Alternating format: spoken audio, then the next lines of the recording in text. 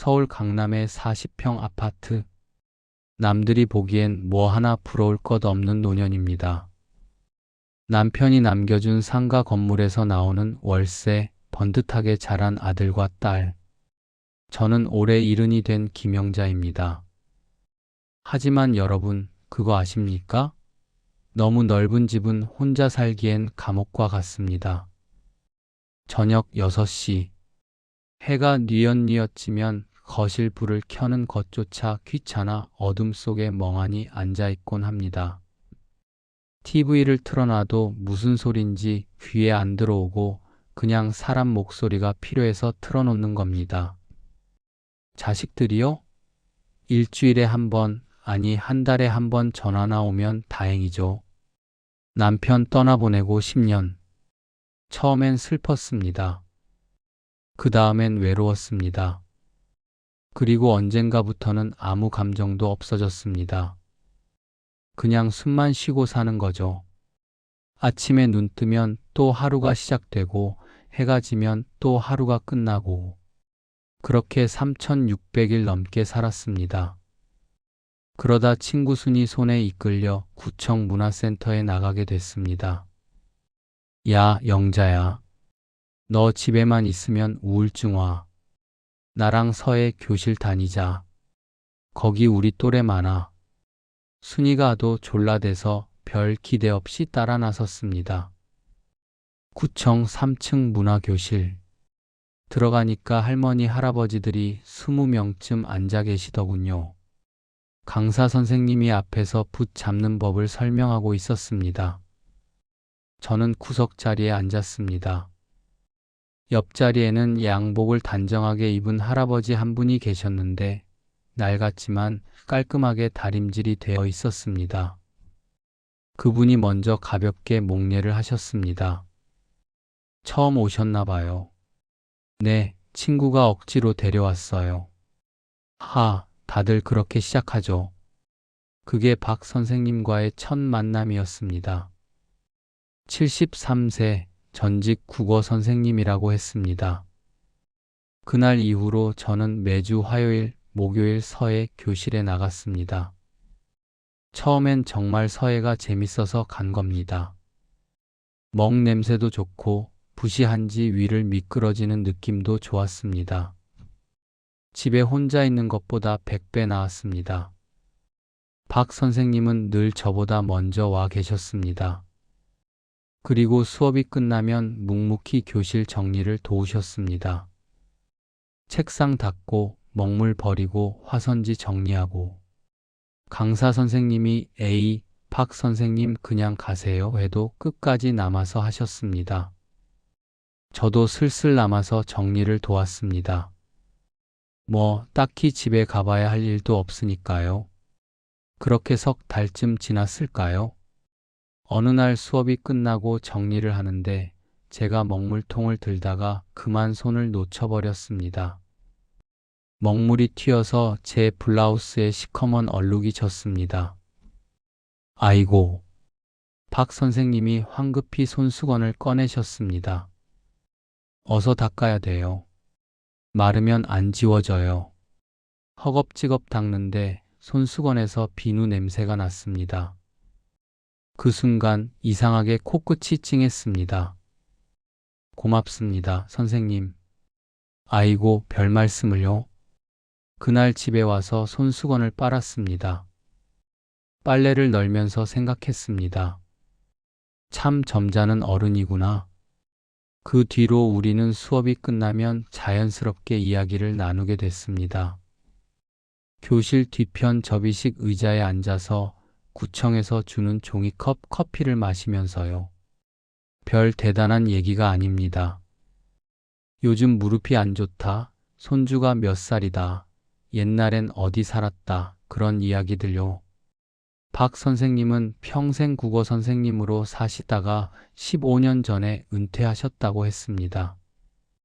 부인은 7년 전에 먼저 가셨고 아들이 하나 있는데 미국에 산다고 했습니다.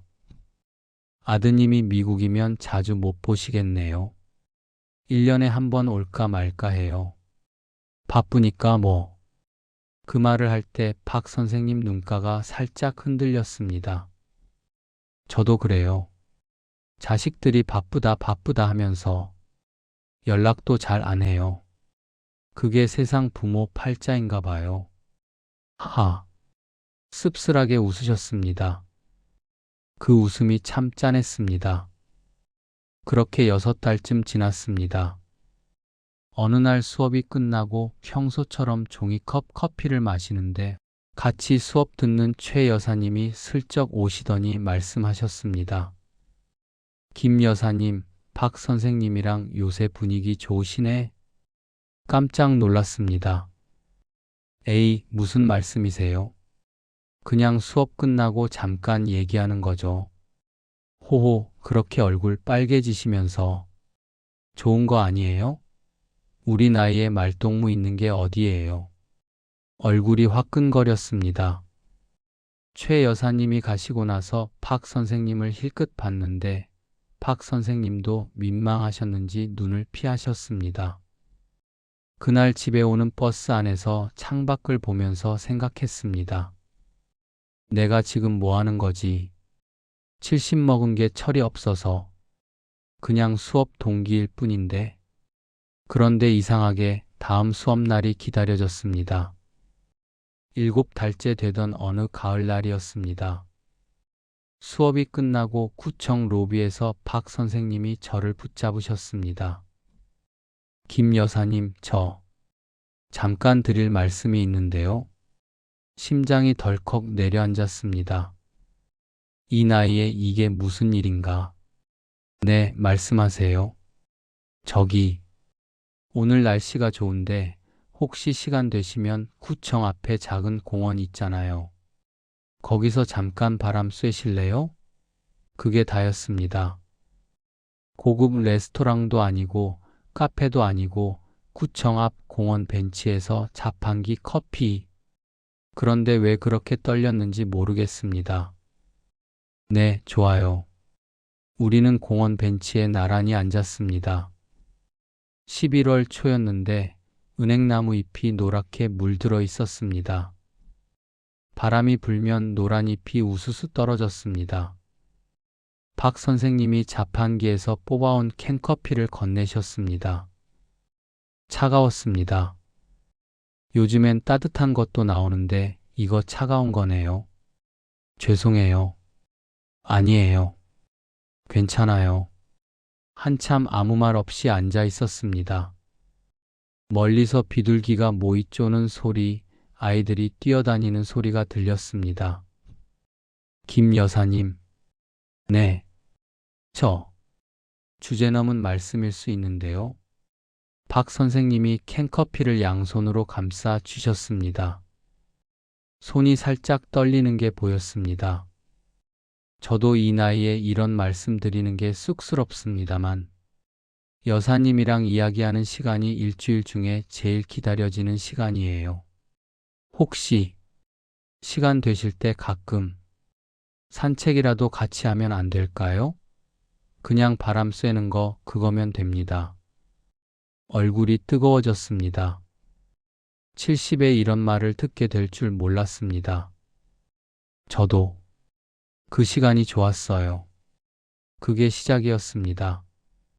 그 뒤로 우리는 수업이 없는 날에도 가끔 만났습니다. 동네 공원을 걷거나 구청 앞 벤치에 앉아 이야기하거나 멀리 가는 건 아니었습니다. 버스로 두세 정거장 거리에 있는 작은 공원이 우리의 단골 장소였습니다. 처음엔 조심스러웠습니다. 혹시 아는 사람 볼까봐, 이상하게 생각할까봐. 일부러 사람 없는 시간에 만나고 벤치에 앉을 때도 한 뼘쯤 거리를 뒀습니다. 그런데 3달쯤 지나니까 그런 게 부질없어지더군요. 어느 날 걷다가 박 선생님이 제 손을 잡으셨습니다. 아무 말 없이요. 저도 뿌리치지 않았습니다. 그 손이 따뜻했습니다. 걸으면서 박 선생님이 말씀하셨습니다. 영자 씨, 우리 늙는 거 서러워하지 맙시다. 늙은 게 죄는 아니잖아요. 지금이라도 이렇게 좋은 날 걷고 좋은 사람이랑 이야기하고 그렇게 살아요. 그 말에 눈물이 핑 돌았습니다. 남편 떠나고 10년 처음으로 누군가의 여자가 된 기분이었습니다. 아니, 그냥 한 사람의 인간으로 대접받는 기분이었습니다. 돈 있는 과부도 아니고 손주 봐줘야 하는 할머니도 아니고 그냥 영자라는 한 사람으로요. 그러다 박 선생님이 조심스럽게 제안하셨습니다. 영자 씨, 다음 주에 혹시 시간 되면 점심이나 같이 할까요? 제가 가끔 가는 식당이 있는데 순두부찌개가 맛있어요. 기사 식당이라 허름하긴 한데. 좋아요. 그렇게 처음으로 같이 밥을 먹었습니다. 구청에서 버스로 10분 거리에 있는 작은 기사 식당이었습니다. 8,000원짜리 순두부찌개. 허름한 식당에 플라스틱 의자. 그런데 참 이상하죠. 아들이 가끔 데려가던 청담동 10만원짜리 코스 요리보다 그날 그 기사 식당 순두부찌개가 왜 그렇게 맛있던지요. 맛있죠? 네, 정말 맛있어요. 우리는 마주 보며 웃었습니다. 밥을 먹고 나서 박 선생님이 계산대로 가셨습니다. 저도 지갑을 꺼냈는데 손을 저으셨습니다. 제가 모셨으니까 제가 내야죠. 다음엔 영자 씨가 사세요. 그 말이 좋았습니다. 다음이 있다는 말이. 그 뒤로 우리는 한 달에 서너 번 밥을 같이 먹었습니다. 박 선생님은 절대 비싼 데를 가자고 안 하셨습니다. 칼국수집, 설렁탕집, 분식집, 10,000원 안팎의 소박한 식당들이었습니다. 1년쯤 지났을 때였습니다. 우리는 덕수궁 돌담길을 걸었습니다. 박 선생님이 갑자기 손을 꼭 잡으시더니 말씀하셨습니다. 영자 씨, 저 고백할 게 있어요. 심장이 쿵쾅거렸습니다. 저 영자 씨 좋아합니다. 이 나이에 우습지만 진심이에요. 남은 인생 영자 씨 곁에서 같이 늙어가고 싶어요. 눈물이 왈칵 쏟아졌습니다. 70평생 그렇게 가슴이 뜨거웠던 적이 있었던가요? 저도요, 선생님. 저도 선생님이 좋아요. 우리는 돌담길 벤치에 앉아 한참을 울었습니다. 지나가는 사람들이 쳐다봤지만 상관없었습니다. 하지만 행복은 길지 않았습니다. 어느 날 아들과 며느리가 예고도 없이 집에 들이닥쳤습니다. 엄마, 나야. 근처 왔다가 들렀어. 반가웠습니다. 연락도 없이 오다니. 그런데 제가 화장실 간 사이 거실 테이블 위에 둔 핸드폰을 며느리가 슬쩍 열어봤던 겁니다. 박 선생님과 주고받은 문자들을요. 화장실에서 나오니까 아들 얼굴이 시뻘개져 있었습니다. 엄마, 이게 뭐야? 뭐가? 박 선생님이 누구야? 엄마 지금 뭐 하는 거야? 심장이 철렁 내려앉았습니다. 그냥 서해 교실에서 만난 분이야. 가끔 같이 산책하는. 산책? 이 문자 내용이 산책하는 사이야? 오늘도 영자 씨 생각했어요? 보고 싶어요? 엄마 정신 있어요? 아들이 소리를 질렀습니다. 지금 칠순이 내일 모레예요. 난 부끄러워서 진짜. 이 할아버지 뭐 하는 사람이야? 국어 선생님 하시다 은퇴하신. 엄마 건물 보고 접근한 거 딱 보면 몰라? 사기꾼한테 홀려서 뭐 하자는 거야 지금. 가슴이 무너져 내렸습니다. 박 선생님은 내 커피값 한 번 내게 한 적 없는 분이었습니다. 겨울에 손 시리다고 호빵 사다 주시던 분이었습니다.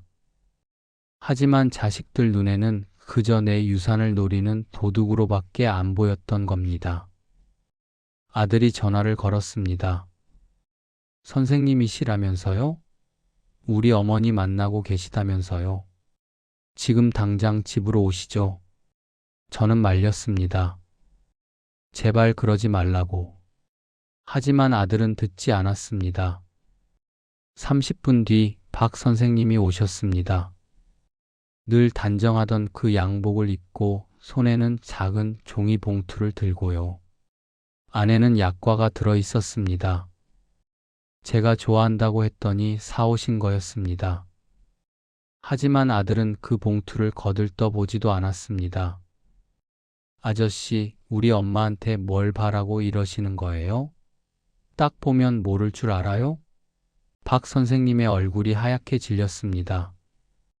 저는 소리쳤습니다. 야, 너 지금 무슨 소리야? 이분이 언제 나한테 돈 달라고 했어? 하지만 아들은 들은 척도 안 했습니다. 며느리가 거들었습니다. 어머니, 이 나이에 연애가 말이 돼요? 동네방네 소문나면 저희가 무슨 낯으로 다녀요? 시어머니가 칠순의 남자친구 사귀고 다닌다고요? 애들 학교에서 뭐라고 그러겠어요? 그때 박 선생님이 천천히 고개를 숙였습니다. 떨리는 목소리로 말씀하셨습니다. 자식분들 말씀, 틀린 거 하나 없습니다. 제가 감히 주제 넘었습니다. 그 말에 가슴이 찢어지는 것 같았습니다. 영자 씨 건강하세요. 부디 자식들하고 싸우지 마시고 행복하게 사세요. 그 사람은 뒤도 안 돌아보고 나갔습니다. 테이블 위에 약과 봉투만 덩그러니 두고요. 그 굽은 등판이 어찌나 작아 보이던지 현관문이 닫히는 소리가 들렸을 때 저는 그 자리에서 주저앉아 통곡했습니다. 그 일이 있고 한 달을 알아누웠습니다. 밥맛이 없었습니다. 잠도 안 왔습니다. 천장만 바라보며 생각했습니다. 내가 뭘 잘못했나? 70 먹은 게 죄인가? 외로운 게 죄인가? 손잡고 걷고 싶은 게, 누군가와 밥 먹고 싶은 게 그게 그렇게 부끄러운 일인가? 그런데 참 웃기죠. 한 달 동안 아픈 저에게 와서 죽을 끓여주는 건 며느리가 아니라 돈 받고 일하는 가사 도우미 아주머니였습니다. 자식들은 전화 한 통 없었습니다. 한 달 지나서야 아들이 전화했습니다. 엄마, 그 할아버지 정리된 거지? 아, 이번에 손주 유학 가는데 초기 비용 좀 보태줘야 할 것 같아. 그 순간 머릿속에서 뭔가 탁 하고 끊어졌습니다. 아, 나는 이 아이들에게 그냥 돈이구나. 평생 뭘 한 거지? 밤새워 전 물리고 대학 보내고 결혼시키고 집 사주고. 그래서 남은 게 뭐지? 돈 필요할 때만 찾는 자식들? 내 연애는 안 되고 내 돈으로 손주 유학은 되고. 저는 자리를 박차고 일어났습니다. 그리고 변호사 사무실로 갔습니다. 유언장을 다시 썼습니다. 건물은 내가 죽으면 자식들에게 가도록 했습니다. 하지만 조건을 걸었습니다.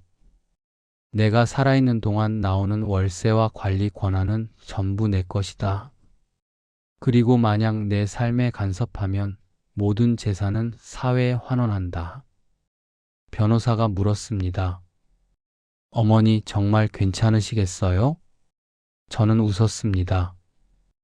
이제야 괜찮아질 것 같아요. 그리고 박 선생님의 집을 찾아갔습니다.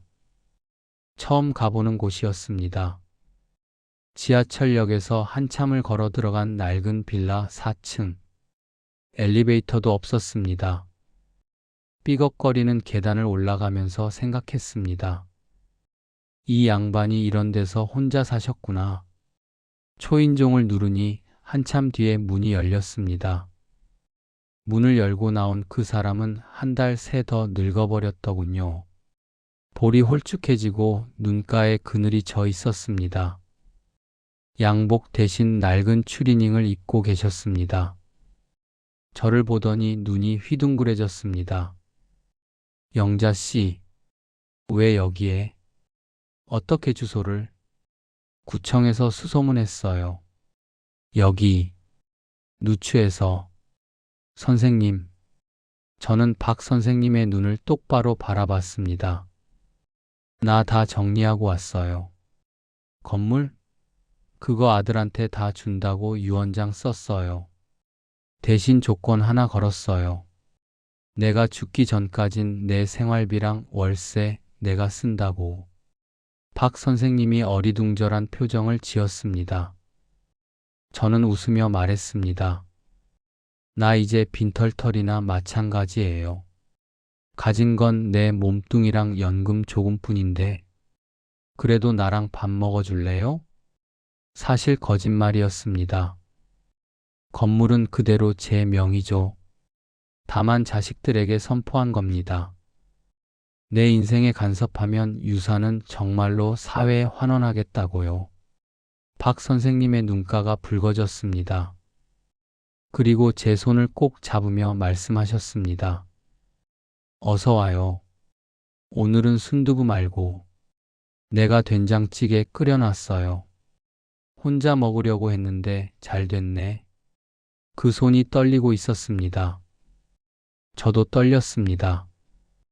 지금 저희는 따로 또 같이 지냅니다. 박 선생님은 박 선생님 집에서, 저는 제 집에서 지냅니다. 하지만 일주일에 서너 번 만납니다. 함께 밥 먹고 공원 걷고 서예 교실도 같이 다닙니다. 아프면 서로 찾아가서 죽을 쑤어줍니다.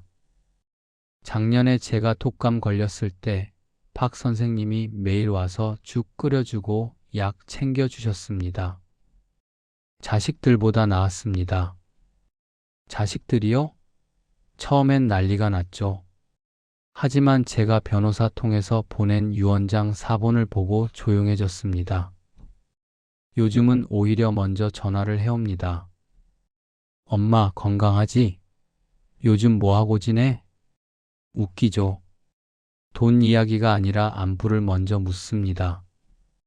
사람이 바뀐 건지 아니면 유산이 무서운 건지는 모르겠습니다만 여러분, 저는 이제 압니다. 효도하는 자식보다 나를 아껴주는 남이 나을 때도 있다는 걸요. 피가 섞였다고 다 가족이 아니고 남이라고 다 남이 아닙니다. 그리고 무엇보다 늦었다고 생각하지 마세요. 우리 인생 아직 해지지 않았습니다. 지금이 가장 붉게 타오르는 노을 같은 시간이니까요.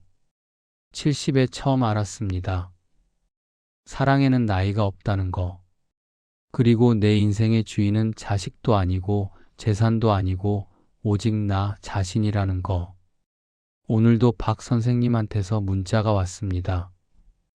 영자 씨, 오늘 날씨 좋아요. 덕수궁 돌담길 걸을까요? 저는 답장을 보냈습니다. 좋아요. 오늘은 내가 호빵 살게요. 이야기 들어주셔서 감사합니다. 건강하세요.